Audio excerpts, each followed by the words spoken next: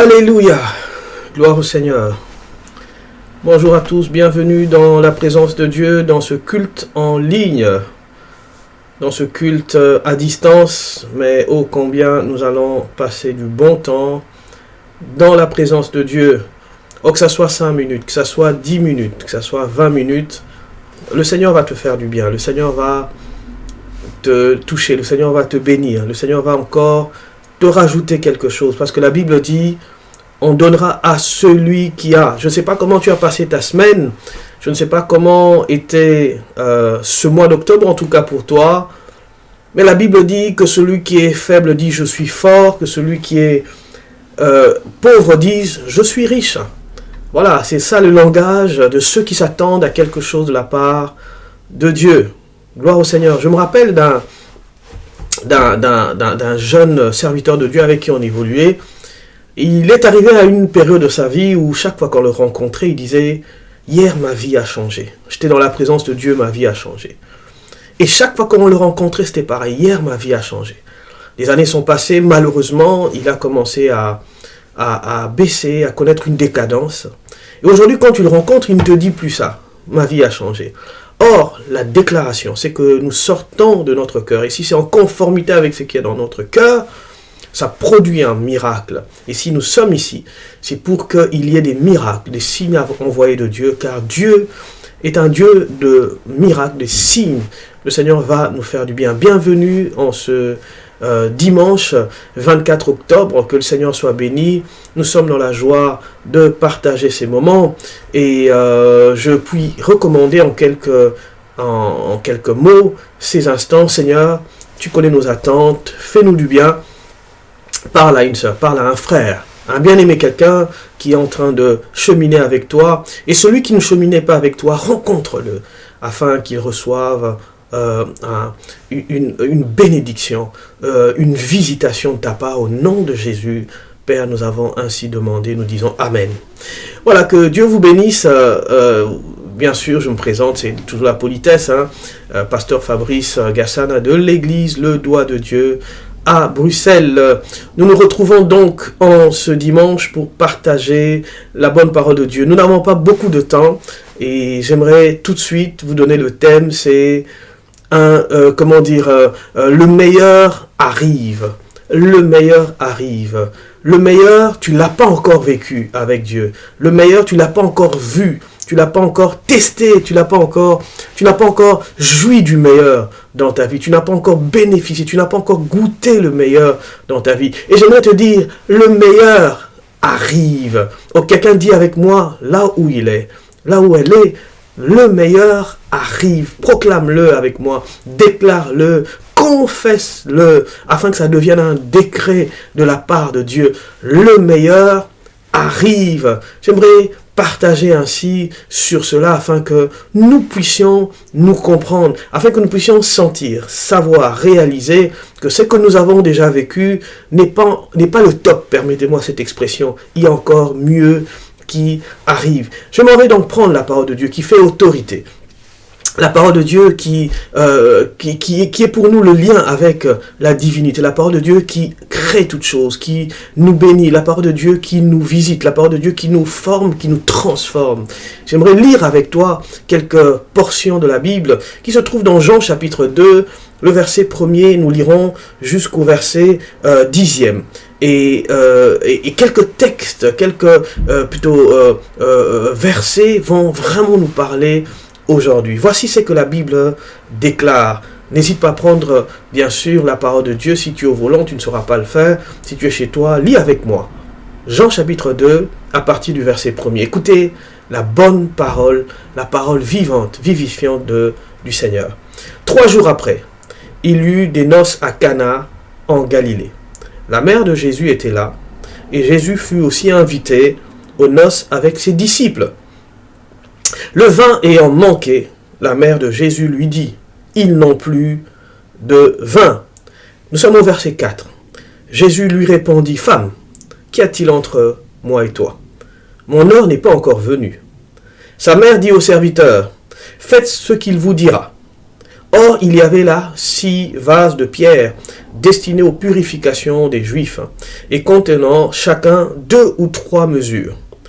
Jésus leur dit, « Remplissez d'eau ces vases. » Et ils les remplirent jusqu'au bord. « Puisez maintenant, leur dirent-ils, et portez-en à l'ordonnateur du repas. » Et ils en apportèrent. Ils en portèrent.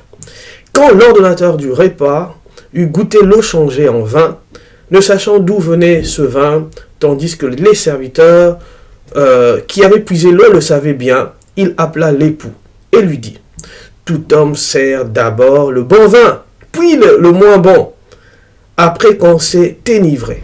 Toi, tu as gardé le bon vin jusqu'à présent. » Le meilleur est à venir. Avec le Seigneur, le meilleur est toujours à venir. J'aimerais prendre des heures et des heures pour nous parler de cela. J'ai compris que depuis que je suis le Seigneur, depuis pratiquement, j'avais 14 ans et demi, il y a encore le meilleur. Il y a encore, le Seigneur est en train de faire quelque chose. Le Seigneur est encore en train de me donner le mieux. Je goûte et je sens, comme dit la Bible, combien l'Éternel est bon. Parlons un peu de ce texte. L'ordonnateur du repas dit, on donne d'abord le moins bon, puis on donne d'abord le bon, puis on termine par le moins bon. La société est faite de cette manière-là. Quand on veut, que tu fasses partie d'un groupe, d'une société, on te présentera d'abord le bon. Puis, plus tard, quand tu as déjà signé ton contrat, on te présentera le moins bon. Ainsi, toute entreprise où tu es, tu remarqueras qu'au début, le jour où on t'accueille, le jour où tu dois signer ton contrat, il y a beaucoup de sourires, on te congratule, on t'encourage, on te fait miroiter le paradis de cette société-là. Mais le lendemain, tu remarqueras que les mêmes personnes qui t'ont souri te sourient moins. Et puis le surlendemain, et ainsi de suite. Et les années vont passer, tu risques d'avoir des burn-out, des dépressions au travail, parce que les mêmes personnes qui t'avaient souri pour que tu fasses partie de cette entreprise, de cette société, ne te congratulent plus, ne t'encouragent plus, parce qu'ils se disent, bah, tu fais déjà partie du bateau, débrouille-toi, chacun fait sa vie. Ce n'est plus le moment où on cherche à te séduire. Pourquoi? Dans la société, c'est cela. On donne d'abord le meilleur avant et le moins bon après. Regardez 2 personnes qui se marient. Au début, ils donnent le meilleur d'eux. Ils donnent, avec emphase et même avec exagération. L'homme ne fait que faire des promesses, la femme ne fait que dire « je t'aime ». Mais les années passent, c'est le moins bon malheureusement. Mais gloire au Seigneur, si tu t'es marié en Christ, il y a moyen que le Seigneur te donne encore le meilleur dans les jours qui viennent.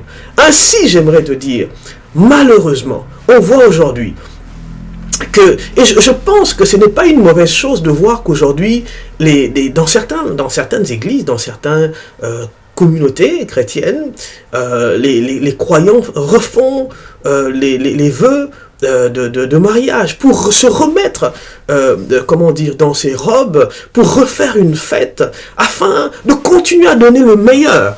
Je ne dis pas que c'est biblique, parce qu'on se marie qu'une fois, mais je dirais que c'est quand même bien de comprendre qu'à un moment, est-ce qu'on est encore en train de se donner le meilleur? Remettons ces vêtements-là, soyons agréables, donnons-nous encore ces paroles de fidélité, ces vœux, afin de continuer à donner le meilleur, afin que nous ne soyons pas comme l'ordonnateur qui voulait d'abord donner, séduire, et puis donner l'ordinaire, ce qui n'a plus de goût.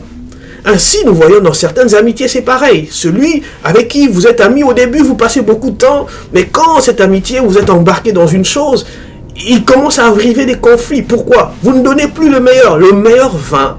Vous l'avez donné le premier jour. Malheureusement, les jours qui viennent, les mois qui passent, vous ne donnez plus le meilleur. Moi, je vois cela aussi à l'église. On peut voir des gens qui arrivent dans la maison de Dieu, ils donnent le meilleur au début. Et avec le temps, ils n'arrivent plus à donner le meilleur. J'aimerais dire à quelqu'un, quand tu viens dans les choses de Dieu, essaye de faire un effort, tout ton possible, afin que tu puisses continuer à donner le meilleur. Ne donne pas le meilleur au début et le moins bon après. Parce que David disait un jour à Dieu, quand il a remarqué qu'il avait faibli dans sa foi, il dit, Seigneur, crée en moi un cœur pur, renouvelle en moi un esprit bien disposé. Pourquoi? Il ne donnait plus le meilleur. Il n'était plus aussi bon comme avant. C'est pourquoi Jésus dit dans l'Apocalypse que ce que j'ai contre toi, c'est que tu as abandonné ton premier amour. Pourquoi? Parce que le premier amour, on a plus de flamme. Et c'est ainsi, par exemple, lorsqu'on commence à suivre le Seigneur, quand on a été baptisé d'eau, quand on a été dans l'effervescence de commencer à venir dans la maison de Dieu, mais quand les temps passent, on commence à avoir de la mollesse, de la négligence, de la faiblesse, des compromis, et nous donnons maintenant un vin qui n'a plus de goût, un vin ordinaire, un vin qui n'a pas de valeur, un vin qui est moins cher. Mais avec le Seigneur, c'est le contraire. J'aimerais vous parler maintenant de comment le Seigneur fonctionne. Le Seigneur vous laisse d'abord vous servir de votre vin, du vin de ce monde, parce que le vin de ce monde semble être agréable. Les gens prennent ce vin, mais le Seigneur prépare le meilleur vin. C'est pourquoi, par exemple, lorsque vous allez dans Ésaïe chapitre 25, vous allez voir que le prophète Ésaïe annonce le jour où le Christ, le Seigneur, paraîtra sur la terre pour vaincre la mort, et il dira, je leur donnerai un vin, un vieux vin, le meilleur vin qui n'a jamais existé. Et c'est ainsi que Jésus déclare lui-même qu'il ne prendra plus le vin, le produit de la vigne ou le vin, jusqu'à ce qu'il revienne dans le royaume de son Père. C'est-à-dire que ce sera les noces de l'agneau, la plus grande fête. Et à ce moment-là, le Seigneur donnera des liqueurs, donnera, un breuvage tel qu'on n'a jamais vu, tel que Coca-Cola n'a jamais donné, tel que c'est que quand tu vas dans le supermarché, tu n'as jamais rencontré ce goût. Parce que les gens passent leur temps à goûter, à savoir quelle est la meilleure saveur, quelle est la boisson qui peut vraiment les transporter. Je vous assure, Dieu nous prépare le meilleur. Mais comprenons un peu comment Dieu travaille, parce que le message que je te partage aujourd'hui, le meilleur est à venir. Avec Dieu, le meilleur est à venir. Même dans Hébreux chapitre 11, lorsque Dieu a parlé à Abraham, il a parlé à tous ces grands, il les a invités, il les a amenés à Canaan, mais il leur a fait comprendre que ce n'était pas encore le meilleur. Mais eux devaient nous attendre, nous, afin que nous atteignions tout ce qu'on appelle la perfection, le meilleur qui était à venir. Donc eux n'étaient pas dans le meilleur, ils étaient dans ce qui était bon. La Bible dit, afin de découvrir ce qui est bon, agréable et parfait. Nous tendons vers la perfection. Ainsi, mon frère, ainsi, ma sœur, Dieu a pour toi, non pas le bon, non pas l'agréable, il a pour toi la perfection. C'est ainsi que Abraham et tous ces gens nous attendaient. Maintenant, ensemble, nous allons vers la nouvelle Jérusalem céleste. Avant de parler d'aller là-bas, nous sommes encore sur la terre. Alors, j'aimerais te dire comment Dieu nous donne son meilleur. Comment Dieu nous donne son vin qui est meilleur. Comment le Seigneur agit? Regardez dans toute la Bible. Vous allez voir, par exemple, que quand Dieu a créé le monde, quand Dieu a créé le monde, la Bible dit qu'il a fait en 6 jours. Le premier jour, il fait ceci, le deuxième jour, cela, le troisième jour, les plantes, je ne sais pas, il y a une vapeur d'eau, et puis à un moment, il fait les poissons, à un moment, il fait des animaux, et il fait un jardin. Mais il manquait quelque chose. Le meilleur n'était pas encore venu. Le meilleur, c'était le 6e jour. Il a consacré rien que le 6e jour pour faire le meilleur. Et le 6e jour, il fait l'homme. L'homme à son image. J'aimerais te dire, mon frère, j'aimerais te dire, ma sœur, le meilleur est à venir. C'est que le Seigneur est en train de faire dans ta vie. Peut-être que tu es au 2e jour. Peut-être que tu es au 3e jour. Mais je t'assure, le 3e jour est déjà meilleur que le 1er jour. Le 3e jour est déjà meilleur que le 2e jour. Le 3e jour est moins meilleur que le 4e jour. Oh, peut-être quelqu'un est au 4e jour. J'aimerais dire à celui qui est au 4e jour, que Dieu te bénisse. Continue à savourer ce qui est bon. Continue à réaliser que ce que Dieu te donne est meilleur que celui qui est au 1er jour. Que Dieu te donne, et ce que Dieu te donne est meilleur que celui qui est au 2e jour. Que ce que Dieu te donne est meilleur que celui qui est au 3e jour. Lui n'a que 3 témoignages. Celui du 2e jour n'a que 2 témoignages. Oh, gloire à Dieu. Mais, entre parenthèses, je pense que personne est au jour 0. Tous, on est au moins au 1er jour, au moins au 2e jour, au moins au 3e jour. Mais la bonne nouvelle, 4e, celui qui est au 4e jour, celui qui a 4 témoignages, sache, mon frère, sache, ma soeur, qu'un 5e jour arrive. Et le 5e est meilleur que le 1er. Le 5e est meilleur que le 2e jour. Le 5e jour est meilleur que le 3e jour. Le 5e jour est meilleur que le 4e jour. Le 5e jour est meilleur que le 4e jour. Ainsi, Avec Dieu, le meilleur est à venir, arrive. Le meilleur n'est pas encore là, mais le meilleur arrive. Oui, je le dis et je le proclame. Le meilleur arrive. Avec Dieu, c'est ainsi. Oh, gloire au Seigneur, nous sommes au 5e jour, mais le 6e jour arrive.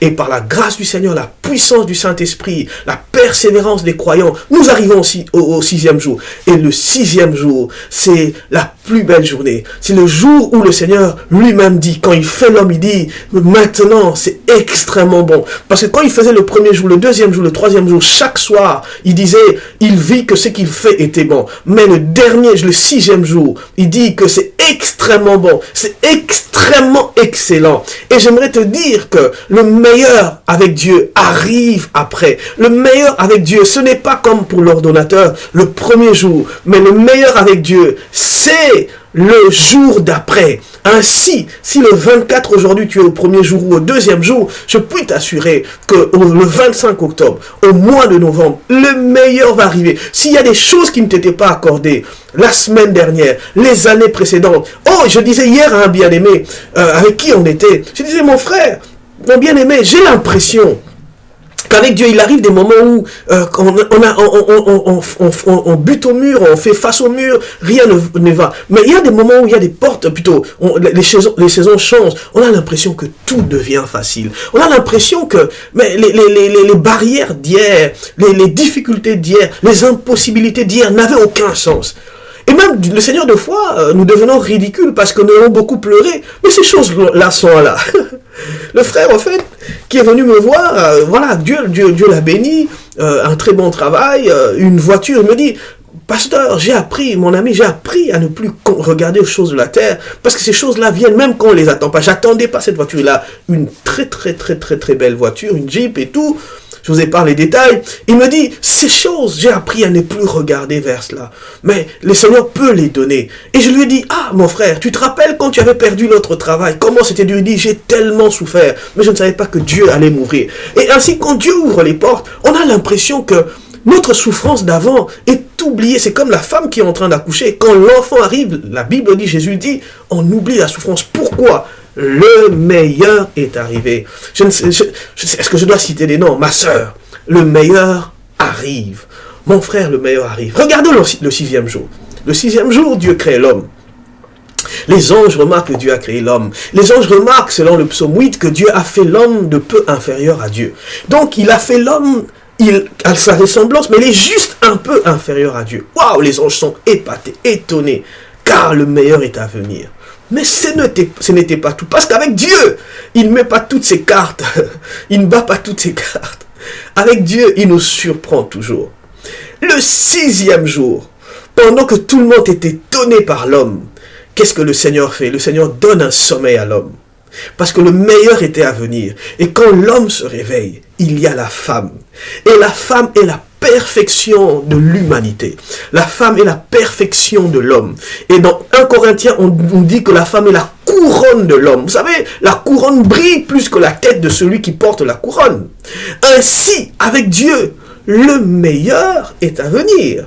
Tu as pris le vin des hommes, tu as pris les vins des femmes, tu as pris le vin de la société, tu as pris le vin des salaires, tu as pris le vin de, je ne sais pas, des cadeaux, tu as pris toutes ces belles choses qu'on peut te donner dans la vie. Tu as eu des diplômes, tu as voyagé, tu as obtenu ceci et cela. Mais avec Dieu, le meilleur est à venir. Est-ce que quelqu'un peut dire avec moi cela? Le meilleur est à venir. Avec Dieu, le meilleur est à venir. Avec Dieu, vous savez, quand Dieu utilise David, quand Dieu visite David, quand Dieu bénit David, David pouvait penser qu'il avait atteint le summum. Mais allez lire après David, ou les bénédictions qui suivent le ministère ou le travail de David. Il y a un certain enfant qui se lève, il s'appelle Salomon.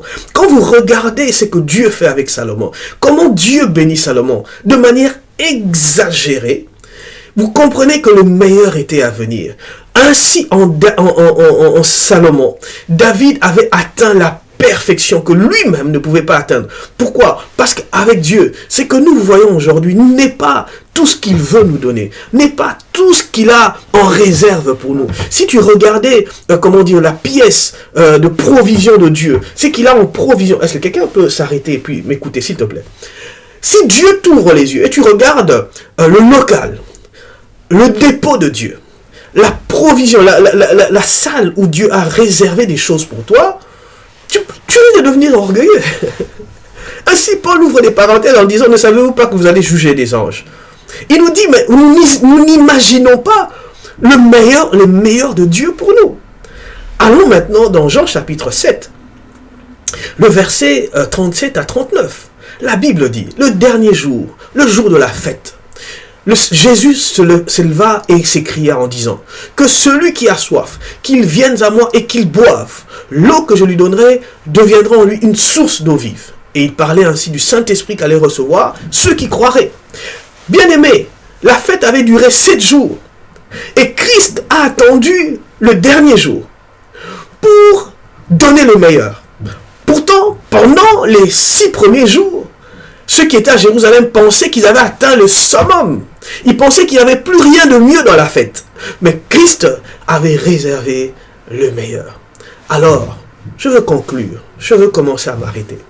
J'aimerais te dire, mon frère, ma soeur, toi qui es découragé, toi qui es désemparé, toi qui es effrayé par la vie, toi qui as des peurs paniques, toi qui as des questions sans réponse, des problèmes sans solution, toi qui regardes ton avenir qui est en train de, l'horizon de ton avenir qui est en train de disparaître, toi qui as l'impression que tu es dans un tunnel sans fin, toi qui es au pied du mur, toi qui penses que Dieu a tout fait avec toi, toi qui penses que c'est pour les autres la vie, toi qui penses que Dieu n'a rien en réserve, ou son local de provision pour toi est vide, aujourd'hui, en cette date, le Seigneur voulait te dire, le meilleur vin, le meilleur arrive. Le meilleur arrive. Je disais, le meilleur arrive. Ah, bon, je le dis pour moi, le meilleur arrive. Je le dis pour moi, Pasteur Fabrice, le meilleur arrive avec Dieu. Le meilleur arrive avec le Seigneur.